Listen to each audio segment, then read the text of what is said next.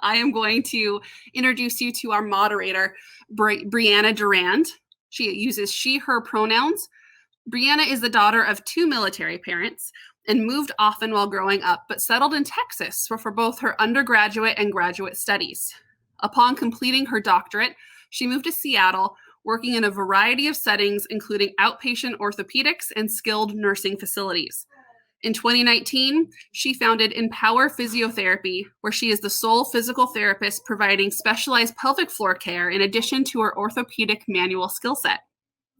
Brianna has always been passionate about reducing health inequities in the Lgbtqia plus community.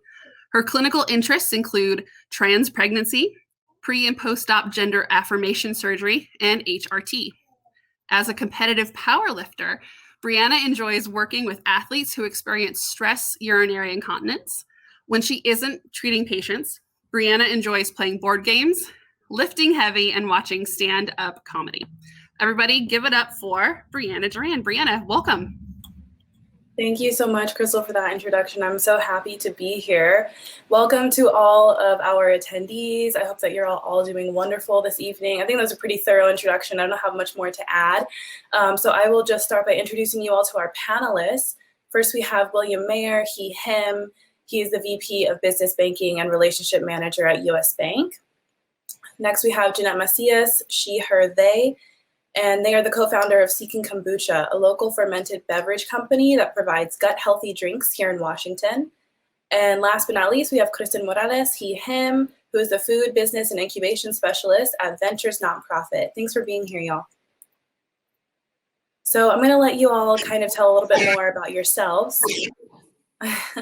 So we'll start first with William. If you don't mind telling us a little bit more about yourself and your business or organization.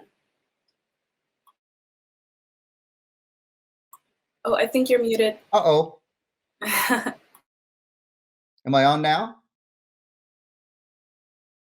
Can you hear me now? Yes? Okay, perfect. I'm a business banking relationship manager at US Bank. I recently celebrated my 5-year anniversary with the bank. I was previously an SBA officer with US Bank and then a small credit union in the Midwest even before that.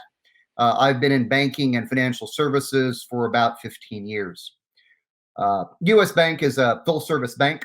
We've got about 70,000 employees across our footprint that serve consumer, business, and government customers across 26 states.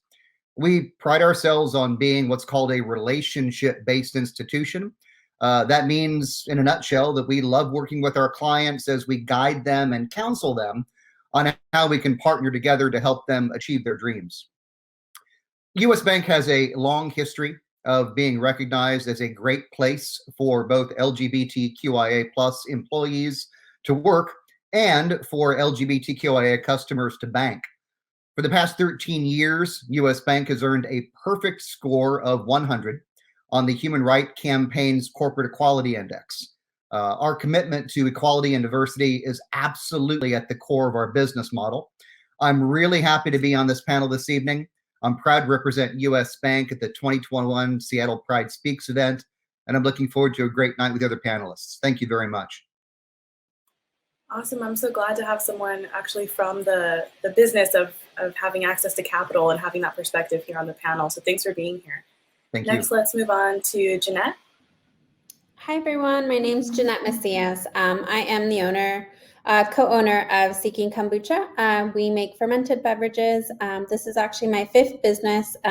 It's just the one we decided to hold on to and develop more. My wife and I own the business, and we also provide help to other small businesses on getting them started, setting them up with their financials and doing all that.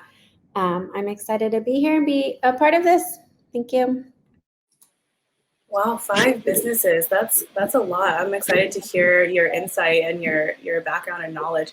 Also, I think I've definitely had Seeking Kombucha before. I don't know if you all have been to any of the like farmers markets or things like that, but yeah, it sounds familiar. All right. Next we have Kristen. Hello, everyone. Good evening. My name is Cristian Morales. I am here representing Ventures Nonprofit this evening. I am the food business and incubation specialist. So my main focus in my position is working with our small food businesses, micro entrepreneurship. And what we do at Ventures is we help people with limited resources and unlimited potential start their businesses through education, access to capital, one-on-one coaching, and access to market. So we're kind of a one-stop shop. We've been around for over 25 years now within the Seattle area. We were previously Washington Cash, and we rebranded into Ventures a few years back. I've been with the organization for about 3 years now, and I'm really excited to share what we do, the work that we do, how you can get involved, how you can tell other people about the great resource that we have, the great resources that we have available at Ventures. So I'm really happy to be here. And, I've been at Ventures for 3.5 years now. Unfortunately, it's my last 2 days. I'm moving on, but we'll still be connected because I'm so driven by the work that we do. So I'm really glad to be here and looking forward to answering questions and letting you in on the scope of our perspective as an organization. This will be fantastic to hear from the nonprofit perspective as well as the other two panelists. So if we could go a little deeper, what void does your business or organization fill? Back to you, William. Sure. Many banks, to be quite frank, many banks and financial institutions offer similar products and services. But that does not mean that all banks are created equal. At US Bank, we focus on putting our customers front and center. In our vernacular, we call it being customer obsessed. And what that means to us is that rather than just try to sell a particular product or service, we listen. And I mean, we really listen to our clients and we hear their stories. It's only when we do that, when we take the time to do a deep dive into a client's business and then pair their needs with our service offerings, that we're able to come back and present specific recommendations to our customers that can help them save time, money, hopefully both. We work with businesses large and small, ranging from sole proprietors to retailers, doctors, clinics, cutting edge technology companies. In every stage of a business's life cycle, from startup to growth to maturity, all the way through to the often neglected exit strategies and succession planning. I guarantee that our customers will not outgrow us. We've got teams of dedicated professionals with literally decades of experience that passionately work to power the potential of our business customers to achieve their dreams.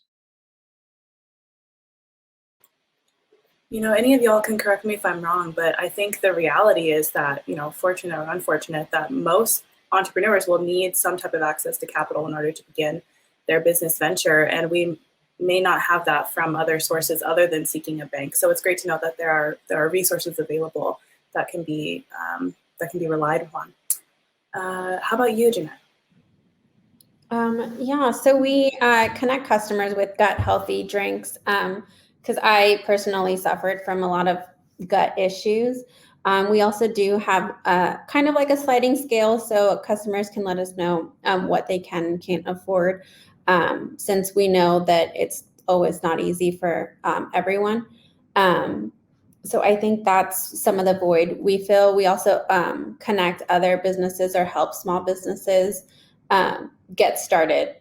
We always have people coming in, hey, I need help with this, or can you help me with this? And just because we've been through it and we've had other businesses, we know how to get people started. And I think that is one of the hard things is just getting started. That is so invaluable. Ever since I started my practice, I've had a lot of former classmates or people who went to the same school that I did reach out to me, and I think just knowing and seeing someone else doing it gives you the hope that you may have the possibility of being able to achieve that too. Yeah, so I think it's fantastic that y'all provide that. And in regards to the gut health specifically, I have to second that too. I think that health and wellness can very easily become kind of an elitist scene. So it's great that y'all offer a sliding scale and you make it available to folks who may not have the resources. All right, and Kristen, now it's your turn. Of course. So at Ventures, one of the things that we actually started off as a micro lender. One of the things that we realized while we were lending money to small business owners to help them get started, they were not as successful because they didn't have the accessibility or education in business in order to be successful. So as we started developing and growing as an organization, we really wanted to focus on education before even getting into talking about access to capital, to make sure that people were ready and that their business wasn't just an idea. It was actually something that they had to put some work in. And from there, once every client that actually comes through our program comes to our orientation and applies, essentially it goes through an interview process to give us a scope of what their business idea is and what their goals are.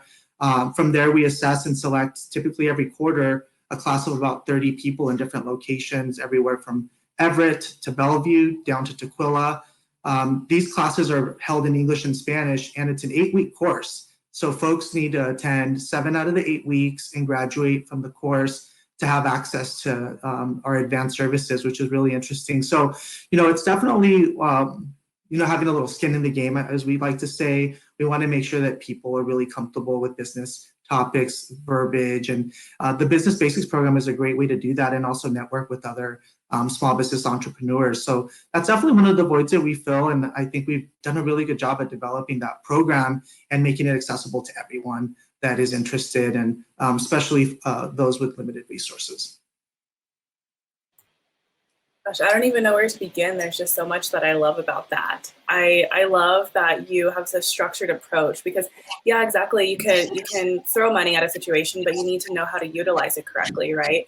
I mean, it's not quite the same, but when I treat patients, I'm a big fan of going pretty thorough into the education as to why I'm having them do certain exercises or certain soft tissue releases, because it's not just like having all these tools, but also like knowing how to utilize them. And it's really great that you have a bilingual program. That is fantastic.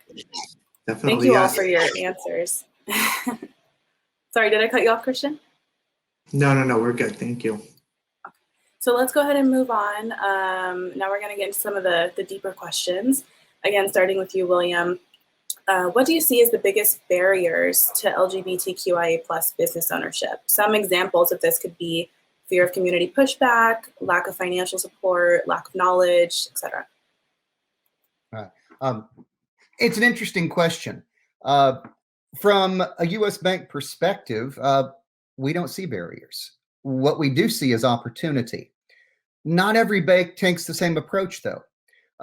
We really want our prospective clients or business owners to know that we are very open to and excited about serving the LGBTQIA community, and not every bank can represent that. Our bank is absolutely chock full of LGBTQIA professionals and very many vocal allies as well.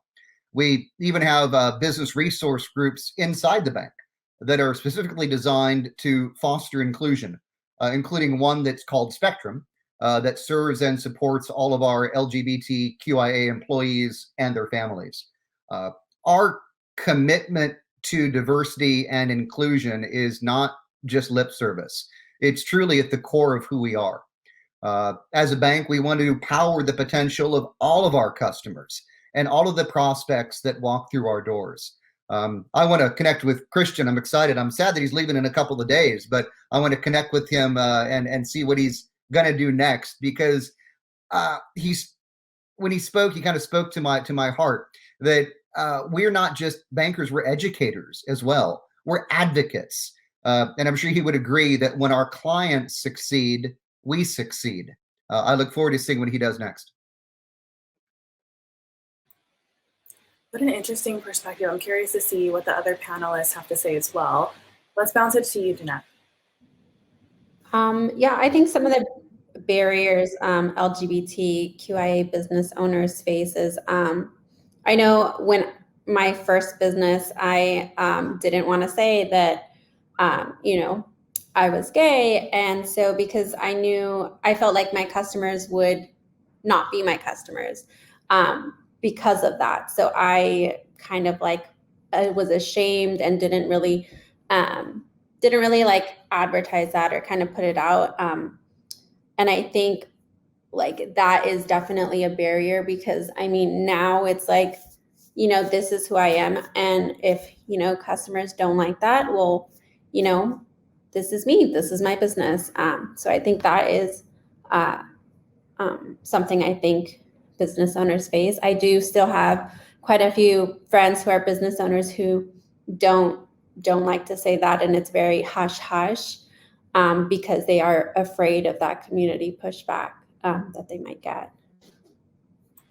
So what I'm hearing is this like fear of being your authentic self openly, or this like having to continue this don't ask, don't tell kind of culture due to fear of real like financial hardship or impacts on your ability to, you know, make a living for yourself because of who you are. So I think that's very real. And that resonates with me too. When I was creating Empower and designing my logo, I was trying to make the decision as to how transparent I wanted to be. And then ultimately ended up putting, because, you know, as Crystal mentioned in my introduction, I'm a power lifter, putting rainbow colored plates in the powerlifting with a picture of a person deadlifting, and all the plates are a different color. Because you have to make the decision, like how out am I going to be, which is a burden that certainly others don't have to face. So that's an excellent point. All right, and how about you, Christian? Yeah, I will. You know, I definitely have to piggyback on that. I think Jeanette really hit it on the dot. You know, as an organization, I cannot tell you the amount of diversity and the amount of pride that we have in the people that we serve, because it's really everyone and anyone that walks through the door. One of the hard things that we always have to tread lightly on is people that are comfortable identifying and people that are not.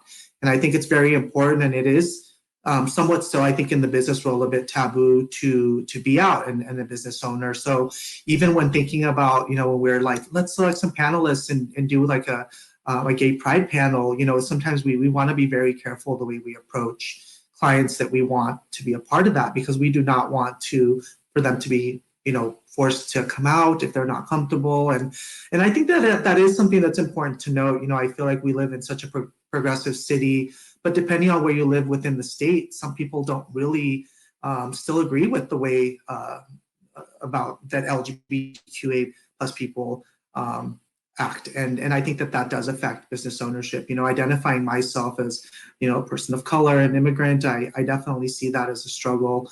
And I've worked with a lot of clients that, you know, we were able to have open conversations about that. But I think a little bit of a community pushback, but also community focus of excellence. I think people really do want to support businesses, which is really nice to see, especially with large corporations that are really working on diversity and inclusion within their organizations.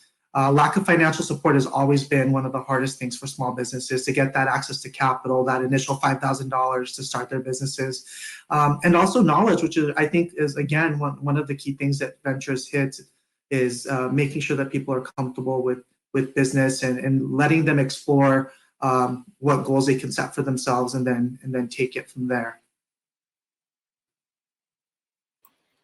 There's just so much I want to comment on with that. I love that response. Yes, 100%. I mean, I think I forget too, because I'm in Seattle, I live and work in Seattle, that we are in a bit of a bubble, but that doesn't necessarily mean, even within the same county, that you may not be as welcomed everywhere that you go. And having to consider that if I put my business cards, you know, in a coffee shop, you know, in somewhere else in the county that's not Seattle, am I actually going to get any benefit from that, or should I invest them elsewhere? But there's something else that you said that I thought was really interesting, but it's escaping me now. But if I think of it, I'll come back to it. I'm sorry. I remember now. So I'm a physical therapist, but I do some lecturing, and I'm a adjunct faculty, and I'm creating a course right now for other medical providers about providing affirming care.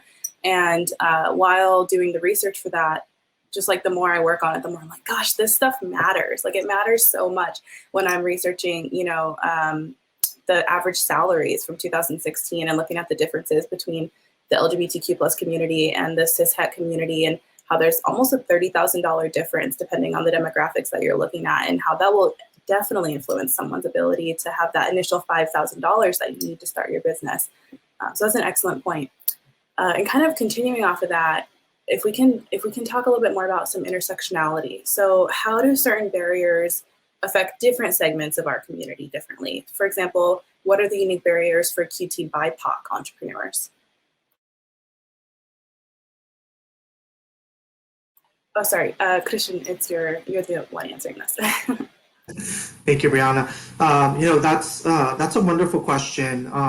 Obviously, with ventures, being able to serve so many different people from the community, one of the interesting things that, and actually a plug that I'm going to make to everyone, tomorrow we're having our annual InnoVentures. It's a virtual pitch competition that we have every year. This year, one of the finalists actually identifies as BIPOC, and they're amazing, and their pitch is really something that I think everyone should listen, because Sean has just really worked hard. And one of the things that I think is a unique barrier that I think most people that are queer, trans, and a person of color is essentially that first comes supporting oneself in work and really being able to be substantially successful personally before being able to venture into a business. One of the things that we do see a lot, even within our city, is just generational poverty that exists within different communities. And that does include the LGBTQIA+ community, as a lot of children, 20 years ago were kicked out of their homes and were homeless because of the fact that they were gay. And I think it's really important to recognize that, because you see that in different generations. And since we serve so many different diverse communities, I think it's really important to note that sometimes giving that opportunity is not something that a lot of people get. So I think that's one of the things that that sticks out to me when it comes to this question. It's definitely a barrier to be given an opportunity. And sometimes people shy away, or again, don't have the resources when it comes to finances to be able to be successful. Absolutely, and I think I missed it, but I want to make sure I write it down. Where can I go to access that pitch? Yes, I'm going to definitely share the link with everyone. It's going to be live on Facebook. You don't have to have Facebook to actually live stream it. And it starts tomorrow at 7 p.m. and it's called InnoVentures. And it's one of our amazing programs. And we have 6 clients that will be pitching tomorrow. And I will send everyone the information, because I'd love for everyone to join in and really see the work that we do live on stream this year. Typically it's a live event, but we have switched to for everything virtual since last year. So very excited to share that with everyone. Well, it's certainly clear that you're passionate about it. And I could not agree more. We're not a monolith, our community, and every different aspect and intersectionality of these identities will influence one another. Referring back to the research that I've been doing, if you look at just the undue medical burden on trans folks in order to undergo various hormonal or surgical procedures to have, not that all trans folks do that, but to have a biology that aligns with their identity, and how, as a cis person, that's a huge privilege that I don't have to spend. Some of those procedures can cost up to $150,000. And we know that, BIPOC individuals have significant health inequities when it comes to having access to insurance. So the likelihood that cost is out of pocket is tremendous. And that's certainly going to add even further barrier to the ability to have excess capital for something like entrepreneurship. Okay, let's go ahead and talk a little bit more about how COVID specifically, how the pandemic has affected marginalized business owners. And we'll start off with you again, William. Sure. Thank you. COVID took an absolute toll on everyone. Many of our small business owner customers were impacted by shutdowns. Their staff had to adjust to new work environments and PPE. Many of our business owners called us almost in tears, expressing grave concern about the well-being and the economic livelihoods of their employees. U.S. Bank jumped at the opportunity to assist in the pandemic by working and partnering with the Small Business Administration. You probably heard through the news of the Paycheck Protection Program, we were very, very active in both in round 1 and round 2. Many banks only offered these government-backed loans to their existing customers, people that already had account relationships with their particular banks. US Bank did not take that approach. Any business that had a need and demonstrated a desire to participate in the program was welcomed with open arms into the bank. Rather than rely on cumbersome paper applications, our back office team, our digital team, created a rather robust digital portal where our customers applied directly, either through their desktops or even through their mobile devices. And that was for both the application and the funding. And that included also the forgiveness aspect of getting those loans forgiven so that they don't have to get paid back to take benefit of the congressional action that authorized the expenditure. Personally, I think I lost count of how many customers I worked with. It's in the hundreds of directly working with folks to get access to make sure that their staff were able to continue to get paychecks during the pandemic. I know as a bank overall in 2021, we worked with 58,000 businesses and helped them secure over $2.8 billion in round 2 PPP funding that absolutely kept people from becoming disenfranchised, getting kicked out of homes, and not being able to put food on their families' tables. We helped those businesses stay alive through the pandemic and make sure that those business owners were able to continue to pay their employees by participating in that Paycheck Protection Program. And I've been in banking and financial services for a long time. It seems like forever, but I guess it's just 15 years or so. And I have never seen something that impacted everybody and that everybody had access to. COVID was the great equalizer. We all felt the pain of it. But I was really pleased that Congress took action so quickly with the CARES Act and authorizing the Paycheck Protection Program. It literally saved lives. And, sometimes you think, bankers are, numbers guys or whatnot, but I promise you we have souls too. And nothing made my colleagues and I feel better than being able to have the direct impact of changing people's lives by utilizing that SBA program. It was truly extraordinary. So I don't mean to stutter, but it almost brings tears to my eyes just to think about the lives that we impacted, and people just simply were so thankful, not to the bank, but just to have access to it to keep their businesses going. I hope we never have another COVID, but if we do or have something like it, I would like to believe that we've learned a great lesson from it. And that we can minimize the impact of it next time. Yeah. 2.8 billion, that's just such an astronomical number. I can't even begin to imagine. Yeah, that is phenomenal that you all were able to make that PPP loan. Because I personally know several businesses where that was the saving grace. That was the only reason they didn't go under. And it is just so remarkable that y'all made it available, not just to your existing members, but to other folks. And I really like the accessibility feature. Yeah, through the mobile device too, because a lot of folks don't have access to a laptop and that's right. Or consistent internet, and maybe have to use the data on their phone or something like that. So that is wonderful. Thank you for that answer. Thanks for sharing that. Now if we can move on to Jeanette. Yeah, I think financing definitely was a big hit, but I also think resources, like finding, gloves, for instance, just to keep your location open, to just keep moving. So you have that, PPE gear to keep working through it.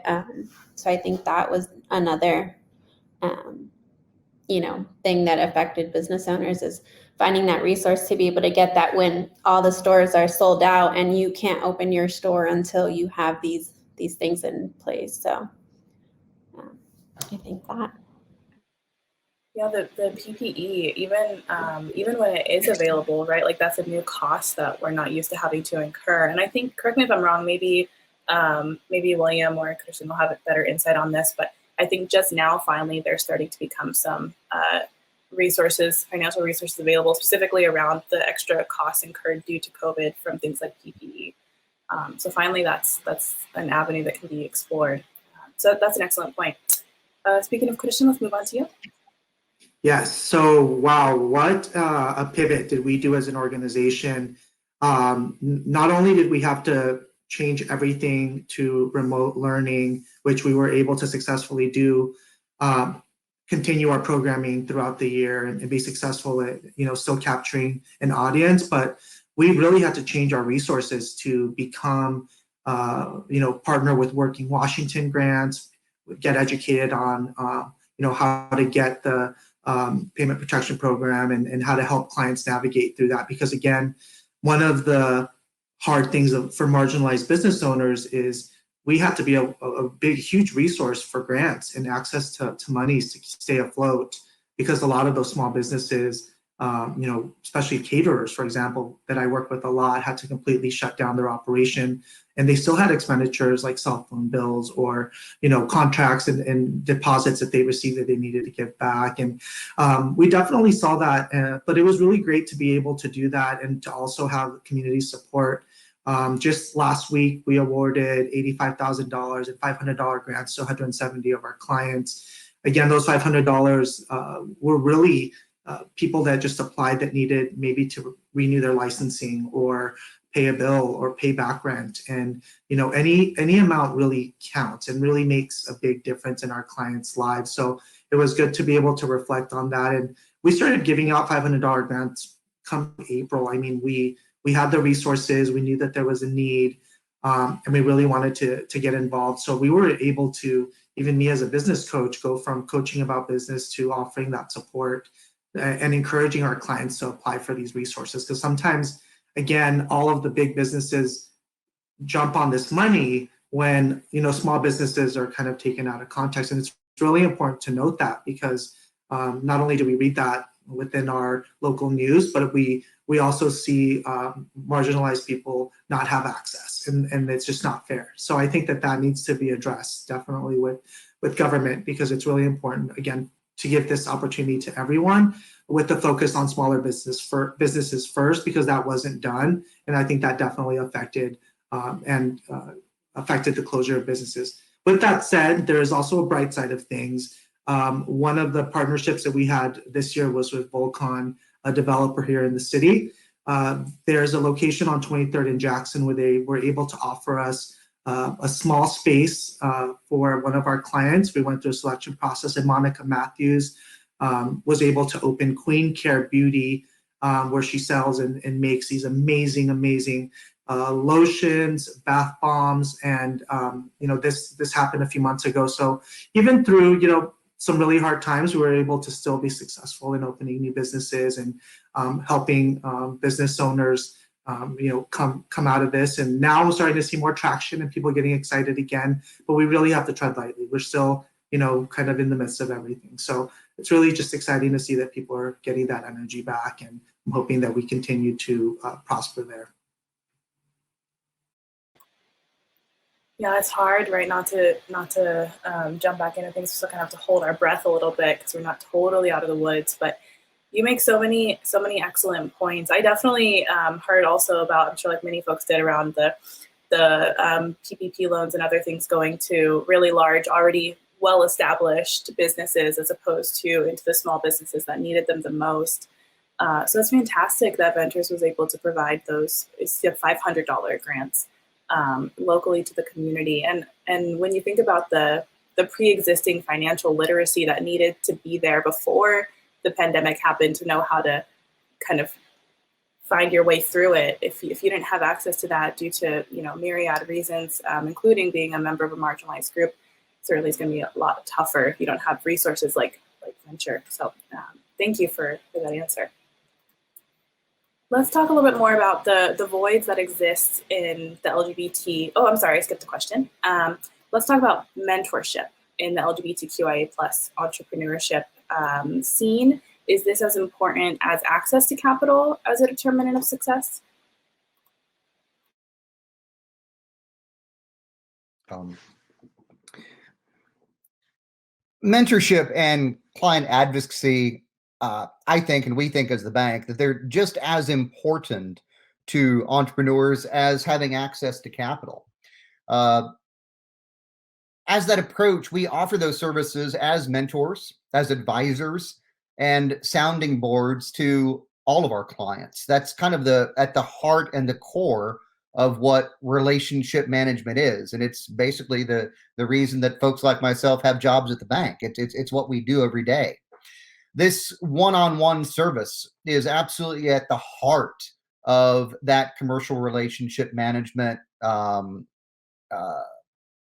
feeling between the bank and the banker and the client.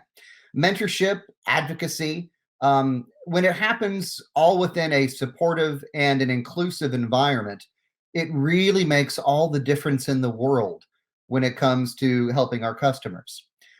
In addition to being open and advocates and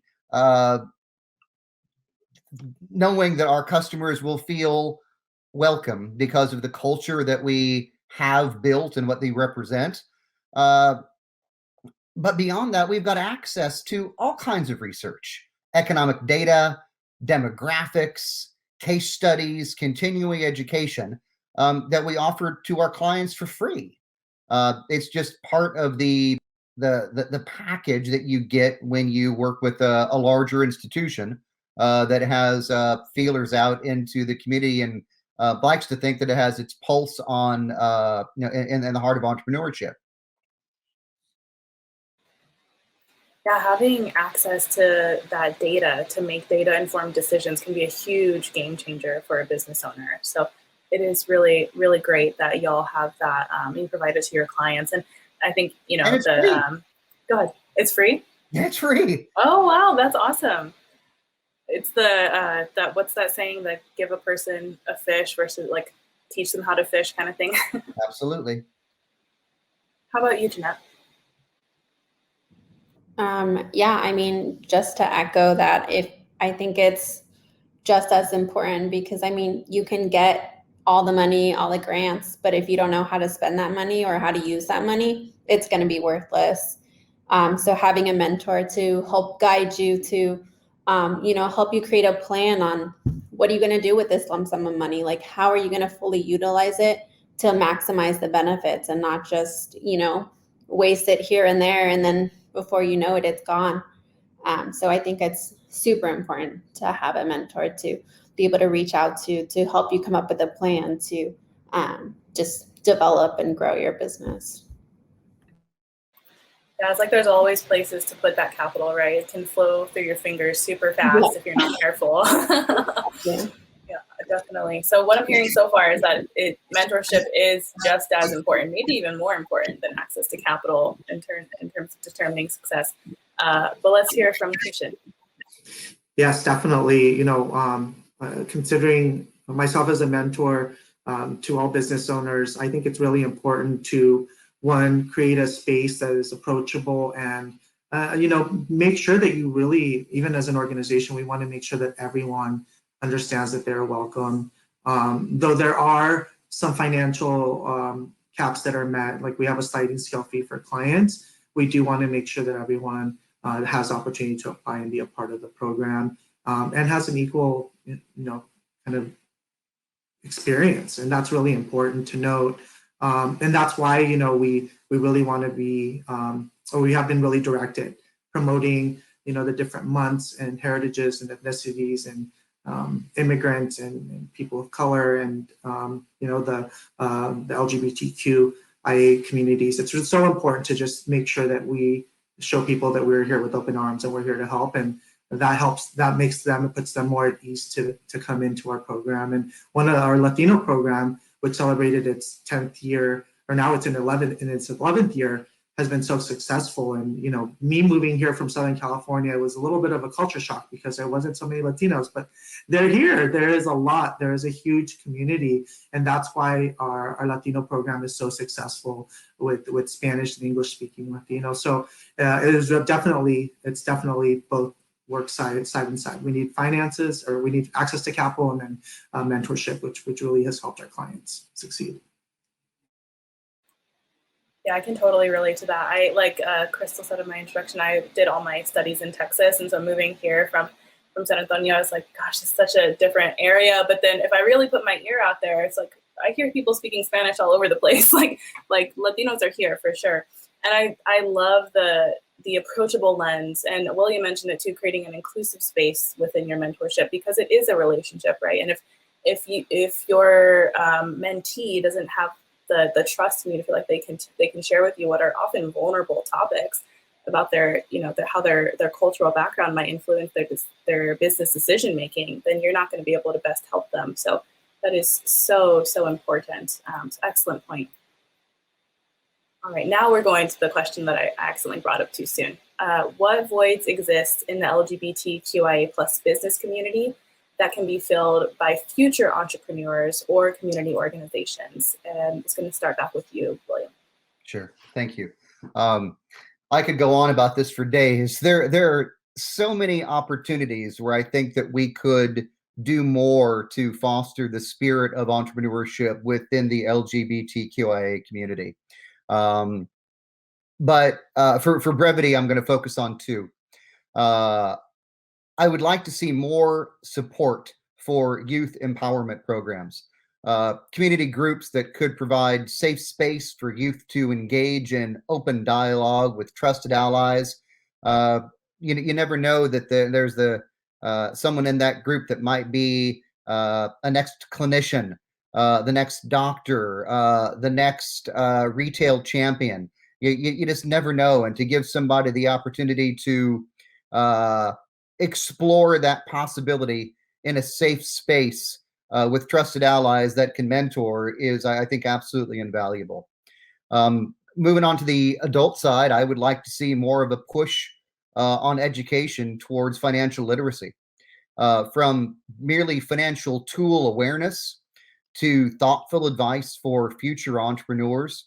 I think it would be a great way to encourage best practices when starting or growing a business.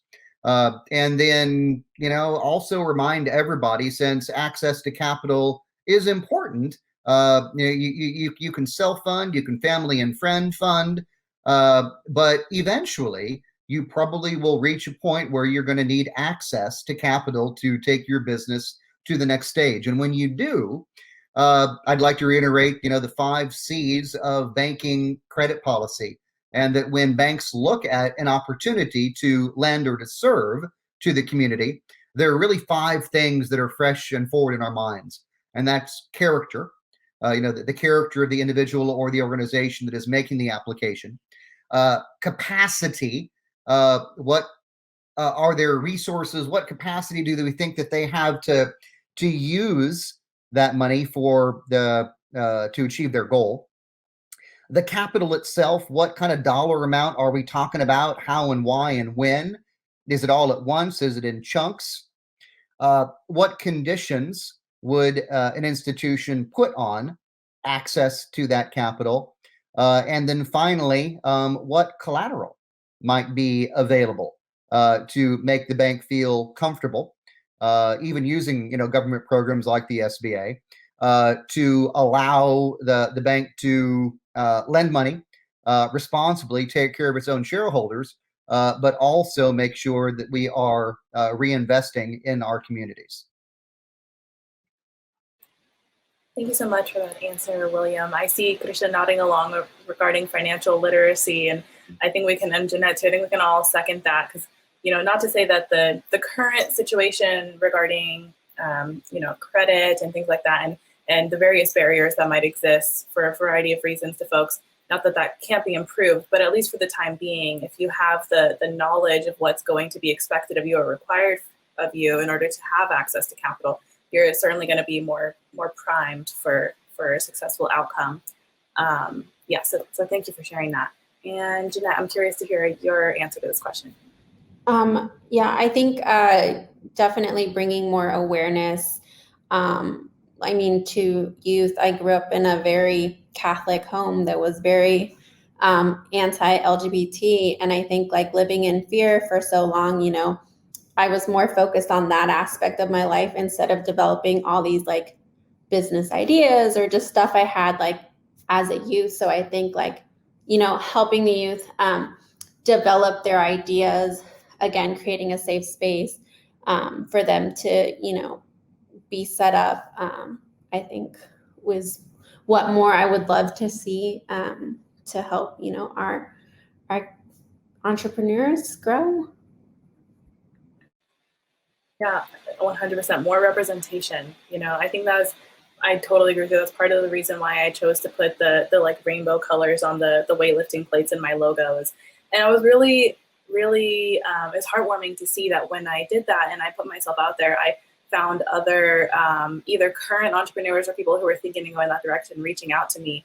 And just having that representation and knowing like that there's people, you know, maybe not exactly like you, but similar to you, doing something that you could see yourself doing one day.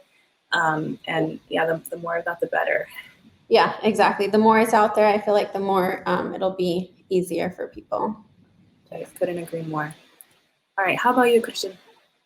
No, one of the biggest barriers I definitely see within the business community and avoid is just access to markets. You know, having an affordable space to be able to vend.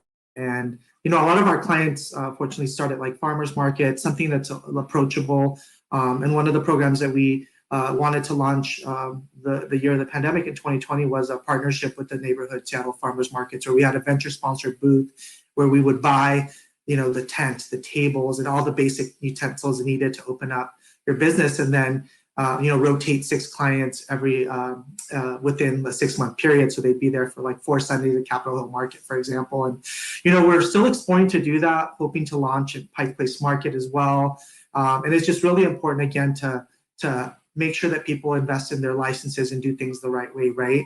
And I think that education sometimes lacks a little bit, and I'm glad that we're able to offer that support, because not only do we work with food businesses, but we work with specialized services, so something from like daycare or cleaning services to product businesses, which is really fun. We have a store at Pike Place Market called the Ventures Marketplace, where we incubate 80 clients, product clients, businesses, so everything from t-shirts to jewelry to food that is shelf-stable food is sold at this market in our little store. And it's just a great way to, one, you know, again, keep it local, be able to tell people stories. And I think that's really important within our community to be able to do that. And I'm so sorry.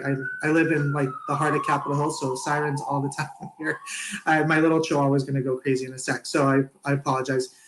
So those are really, I think, access to markets and like was said, financial literacy is something that's so, I think, the hardest part when approaching a business. How do you write down what you're going to make? How do you guesstimate, you know, what you should charge? There's so many variables, and I think that continuing that education, which is one of our advanced courses, financial services is definitely one of the things that is needed and kind of avoid within the community and just small businesses in general. Yeah, spaces can be really hard to come by. So it's awesome that you have that Pike Place where you can have various different types of products available for folks to showcase. That is phenomenal. I don't know if y'all heard about this, but I believe the city of Seattle is beginning something called a cultural arts space. I don't know if it's subsidized entirely or if it's grant based, but it's trying a way to try to invest and create spaces for folks, small businesses, to be able to actually be able to showcase their work or their services. I certainly had issue with that when I first started my practice, so much so that at the beginning, my practice was concierge, meaning that I went to all my patients' homes, which, as I'm sure you can imagine, became very tiring after a while. I had to bring my massage table with me and put it up, tear it down, and drive to and from each patient, trying to group them all in the same area. But at that point, it was still better than trying to fork over a bunch of money for a space when you aren't exactly sure if your revenue stream is going to be solid yet. So I think it's great that you can provide that information. And in regards to the siren, I'm in First Hill, so y'all will probably hear a siren on my end too, so don't even worry about it. Yeah, I might excuse myself for a second to grab the pup, but thank you. No worries. Okay, moving on. Again, back to you, William. It's clear that all of you are so passionate, but can you please speak to what makes you passionate about future trends in the LGBTQIA plus entrepreneurship realm? Yeah, I absolutely can. Thank you. My hope is that as we continue to grow as a society and keep opening our hearts and minds to people who are different from us, that LGBTQIA entrepreneurship will continue to thrive. It wasn't really too long ago that I don't think we had many LGBTQIA role models in the business community. America has definitely changed since I was a young college kid studying business in the Midwest. We were fortunate to have a gay bookstore and a community center in our town, but there were not really many other overtly LGBTQIA businesses that didn't fall into the category of bars or restaurants. Today, I see a very different landscape. The social justice advances that we have made as a community, I believe, echo in the aspirations of tomorrow's entrepreneurs. We continue to see shifts away from business models that were once set on serving a predominantly LGBTQIA audience to companies that now proudly serve a broad spectrum of the public that just happen to be owned and managed by LGBTQIA entrepreneurs. I think that that trend will only continue on the same trajectory. Yeah, it certainly is exciting to see the trends and transparency and role models and even just the visibility and the changing and culture and acceptance. This past year in 2020, the most recent poll is that I think it's 5.6% of people in the U.S. identify as LGBTQIA+, which is up from 4.5% from the year before, and which doesn't sound like a lot, but it's a lot of people. It's more than all the people that live in Colorado. So it's a pretty significant number, and a big portion of that is because millennials and Gen Zers are more comfortable expressing their identity, which makes a lot of sense given the lifetimes that older LGBTQIA+ have experienced. But it's really exciting to see how that change in demographics is changing the business demographics too. So thank you for sharing that. And then we're gonna jump this right over to you, Christian. Yes, really seeing the fact that we're even having this conversation tonight is so exciting.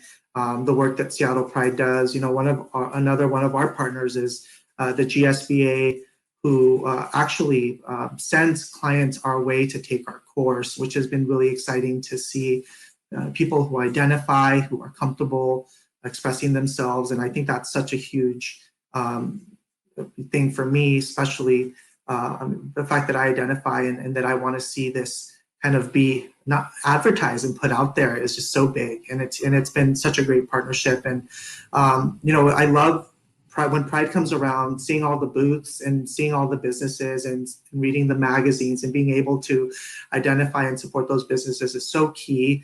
And we need to keep that up, and we need to really, put kind of the businesses that do identify on the map. And I think we do a great job, the folks that are in the community to try to do that. But that really makes me passionate about entrepreneurship within the LGBTQIA plus community. So we want to just keep doing the work and really keep having these discussions, because I think it's really important. I may have misheard you, but did you say that you've been with Ventures for 25 years? No, Ventures has been around for about 20. Oh, okay. I've been with Ventures for about 3.5 years. Okay, gotcha. I was going to say that seems remarkable. But regardless, I mean, your experience in the industry, you've probably seen a lot of things change and blossom as time's gone on. Yeah, I remember when I moved here from Houston, and I was just so thrilled to see local things like, Out Magazine or the GSBA little pamphlet in different businesses. And that gave me so much hope to see that just out and advertising, our presence and watching it grow over time. Awesome. Thanks for all those answers you guys. So we're going to move on. Last question before we move to the Q&A. What can members of the general public do to support LGBTQIA plus small businesses other than being patrons? Sure.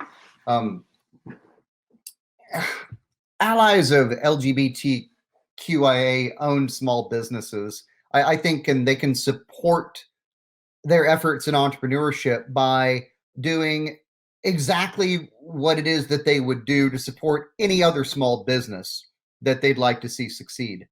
That includes emotional support. It could be mentorship where appropriate, spreading the word to others about really good services that they'd received or things that were available, talking about great products, maybe volunteering with organizations that have common goals. And also just being a real advocate and sticking up for those who demonstrate the drive and the courage to work for themselves. I mean, entrepreneurship is not for the faint at heart. It's not for everyone. But for those that take that challenge and are willing to make that leap, I think that, goodness, that the public will always support a good product, a good service from a fair owner that really believes in and contributes back to their community. And I think if you approach it from that multifaceted perspective, that small businesses will simply have no place to go except up and to succeed. Yeah, emotional support is so underrated, honestly.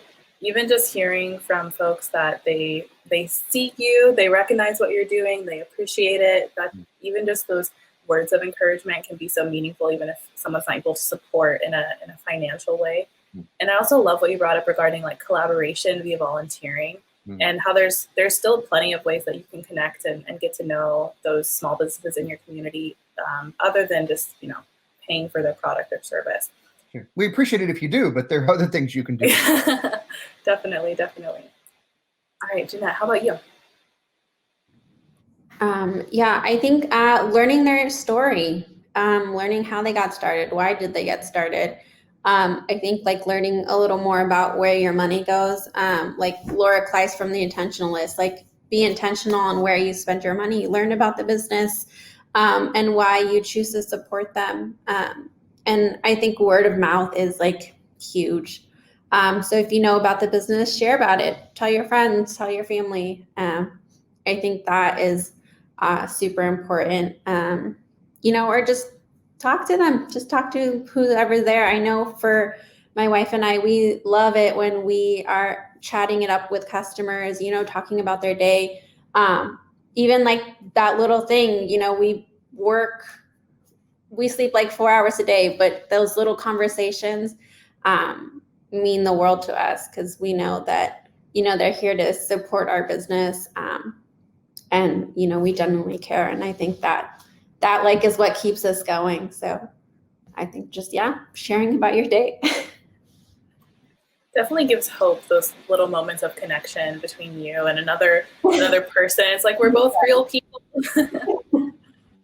Yeah, that's a fantastic point. And I have to second the word of mouth mention because that's so true. And there's so many things that can be monetized that don't require you to personally give money. Like you can, I know myself and a lot of other small business owners have plenty of free resources like YouTube videos, Instagram posts that are educational or blog posts, things like that. And just by sharing, if you feel like that is information or something that's useful for folks, it doesn't do any harm to share it with someone, share it with a few people. And that can grow over time, and that can really help contribute to the sustainability of someone's business. Yeah. So that's such a good point.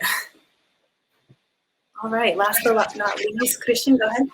Yes, so there's just so much we can do. I think, we have to always think about, and sorry, I had to pick up the little guy here. This is Jax, everyone. Hi, Jax.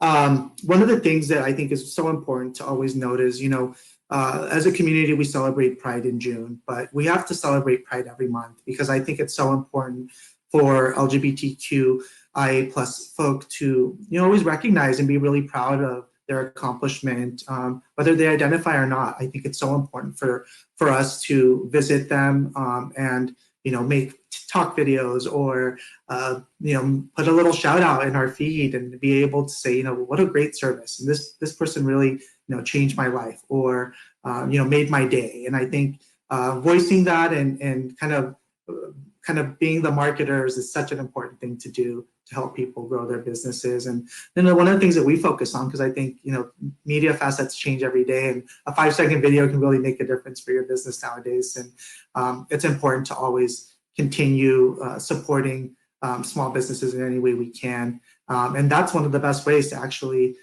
one, be patrons, but also word of mouth and just spread it out throughout our community.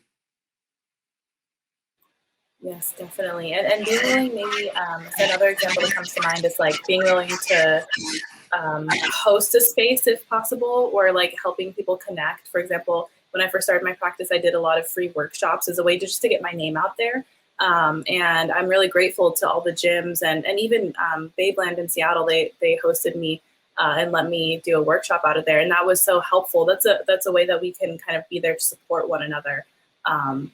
Those are all fantastic perspectives and insights. So thank you all so much. I've learned so much, but we're not quite done yet. I would like to invite the audience to stick around for a Q&A. If they're interested, they can drop any questions that they have into the comments, the chat box, and then we'll answer them. But if all the panelists are ready, we're going to go ahead and jump into our first question. Okay, I'm seeing some nods.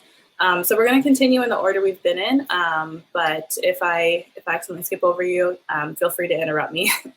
So first one, question number one, how do you find business mentors? Start with William. How do you find business mentors? Wow. I guess I'm going to approach this two ways. One, I think that the depth and the breadth of experience that we have on the banking side at US Bank, many of us whom are current and or former business owners ourselves, can provide that soundboard feedback to answer any questions, or to really encourage folks that are considering jumping into an entrepreneurial endeavor. Beyond that, there are industry groups, and I would actually encourage folks to secret shop their competitors. If you think that you're going to be going out and launching a product or a service in the market, don't do it in absentia. Go and visit your competition, see what it is that they do, what makes them tick, and also ask others why they patronize those certain organizations, what may be resonating to them, and try to incorporate that into your business plan, into your model, to make sure that you can get as much bang for the buck as possible. The idea of secret shopping is really fascinating to me. I never would have thought about that. I can also add in and answer this question. You would be surprised with how many organizations exist that will help you with business. I mean, obviously, I would love for everyone to look into ventures, but there's Business Impact Northwest, there's Seattle SCORE. There are partners. We don't have competitors in the nonprofit world. We're here to help people, and we might not be the right fit, but there are other organizations out there that do great work. And I would really want, everyone to kind of search out. I know the Food Innovation Network down south is doing amazing things with their Spice Bridge Food Hall.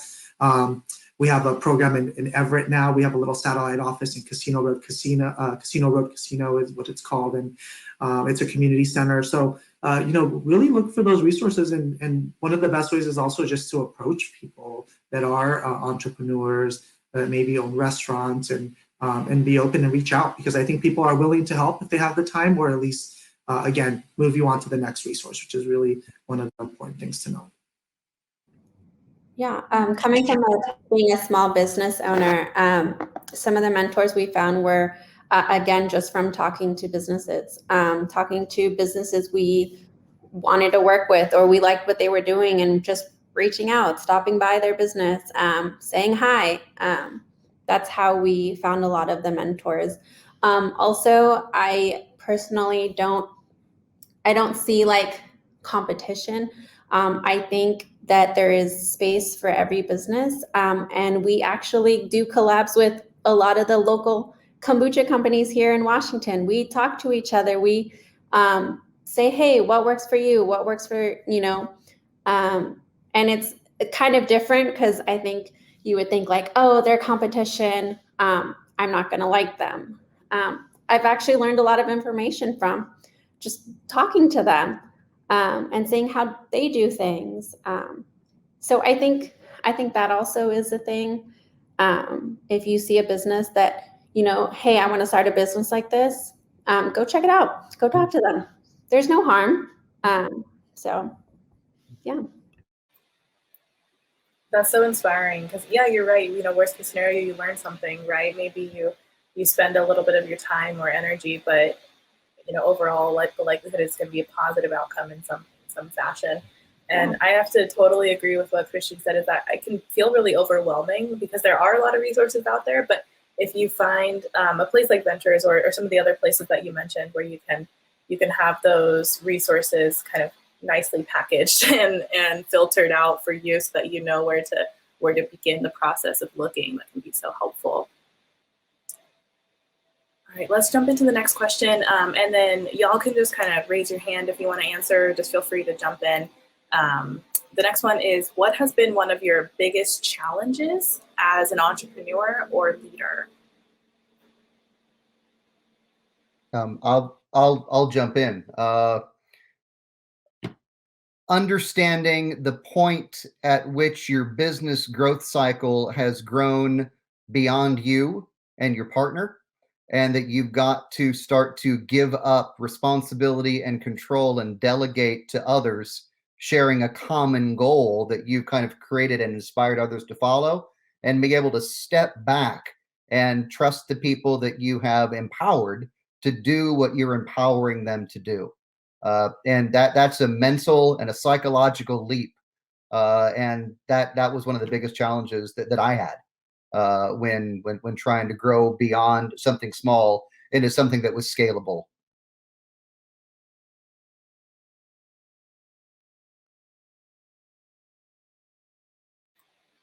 Anybody else want to comment? I guess I would say, looking at it kind of from the leader perspective, one of the biggest challenges is just kind of creating, again, like making people feel comfortable with the services you offer and making things approachable, and really marketing the fact that we are such an inclusive space within Ventures, especially in our organization, and making sure that people feel comfortable and understand that, wherever they come from, skin color, or anything does not affect the accessibility to things. And I think sometimes it's hard to put that out there. We have people that might not, not want to, we don't ask for immigration status, but some people are afraid of approaching things because of the fact that, they might be illegal. And we want to definitely be always open and make that known, because I think it's important to also note that there are people in certain situations, and a lot of our clients, what I love is that they open up about things, whether it's whether they have housing or not, what resources they might need, and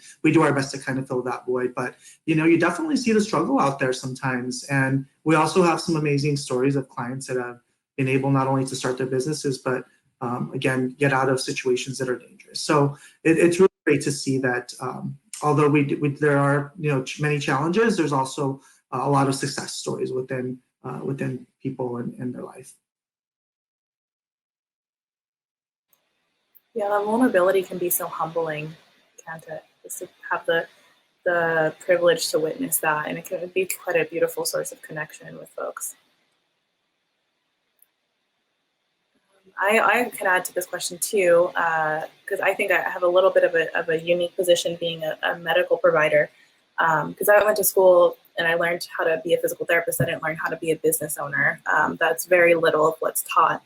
And also, I think physical therapy is one of the aspects of medicine where we don't do a great job marketing ourselves as a profession anyway. I think there's a lot of misunderstandings by the public, because of our lack of public health education regarding what we can do.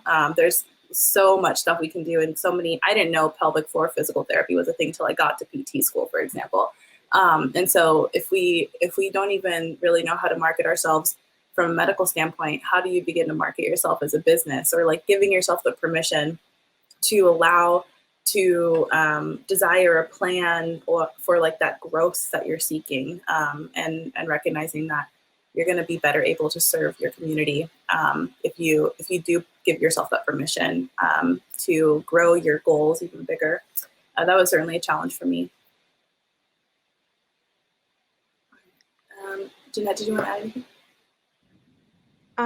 Yeah, I think biggest thing was like finding the resources for like this business. We started an Instagram. We were just selling to family and friends. Didn't have an intention to sell, to other people, because I've never done a food and beverage business. So had no clue. A farmer's market reached out and was like, "Hey, I like your Instagram page. We want you to sell at our market." And Cool. My wife and I were like, "Wait a minute. Wait, what? Is this really happening? What kind of permits do we need? What do we need to do?" So I think lucky for us, we had someone help guide us through the permitting process to get established to sell at that market. So I think having those resources was one of the biggest challenge. How cool that they reached out to you. Because yeah, that can be so scary to like, where do I even begin? Yeah, exactly. All right, question number 3. How does the scale of one's business, so being a small startup versus an established company, affect how a business can advocate on behalf of LGBTQIA+ interests?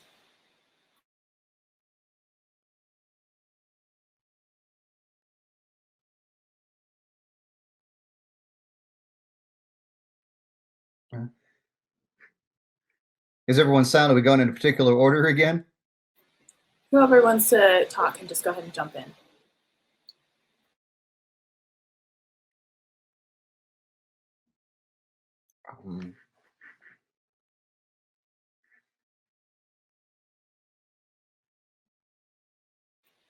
I know it's kind of a wordy one, so I can go ahead and kick it off, and if anyone wants to add, they're more than welcome to. I certainly think that being, a larger, more established company is going to have more likely to have better access to resources that's going to make them more capable of effectively advocating on a larger scale. That's kind of what I was trying to hint at when I was mentioning giving yourself permission to desire that your business does grow, or giving yourself permission to allow for imagining these like things beyond your wildest dreams, which was a big struggle for me. But I know that the more my business grows and the more that I connect with the community, the more impactful I'm going to be on a large scale, because I can help folks one-on-one with each patient that I treat, but my desire is far beyond that. And so I certainly think that starting small, there's nothing that's too small, but the more that you grow, the broader reach you're probably going to have.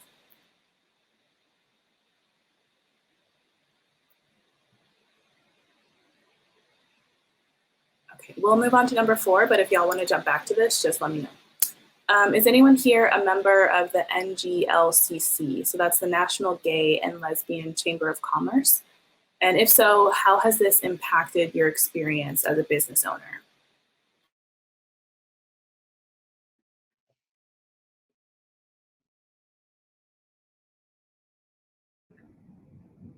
I'm not a member, so I'm not sure.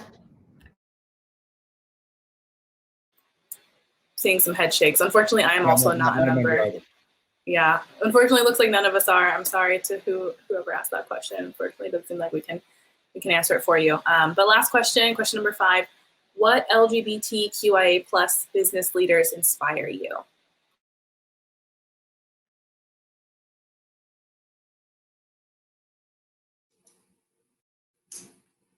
That is a great question. I have to say one of the businesses that sticks out to me, there's a few actually within Ventures clients, but I would love to obviously give them a plug.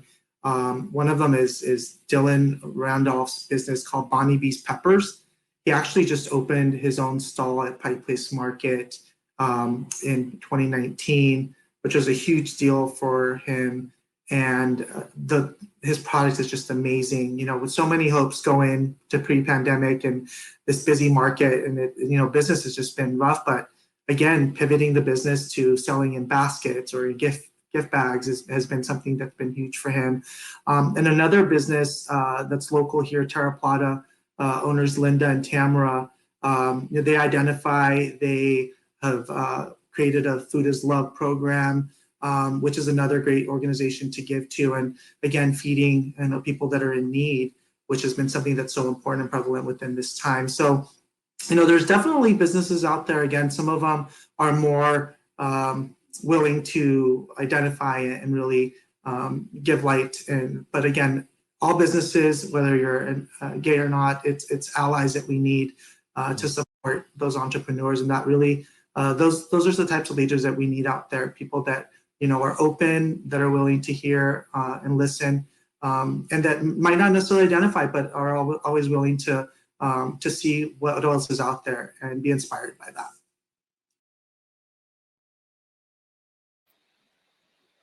Absolutely, yeah.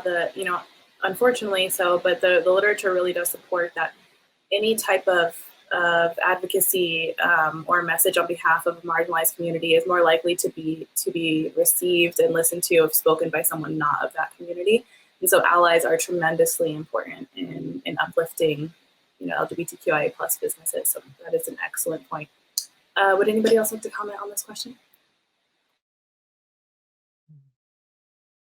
Okay, I'm seeing some head shakes here. I do have an answer to this question. There's a fantastic pelvic floor PT, Dr. Michael Aquino. He is the, I believe, founder and owner of Deconstruct Health. We do very similar work.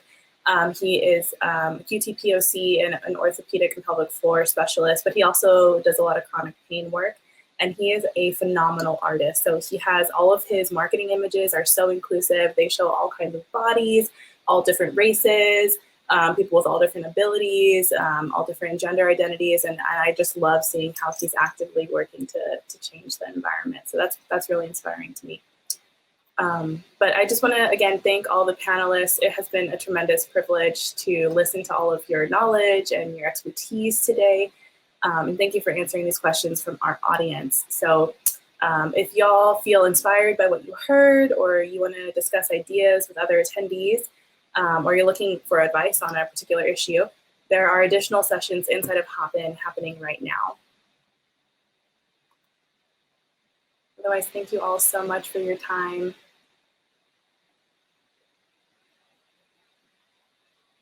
All right. It's been a great night. Thank you so much. Yeah, thank you, everyone, and thank you, Seattle Pride.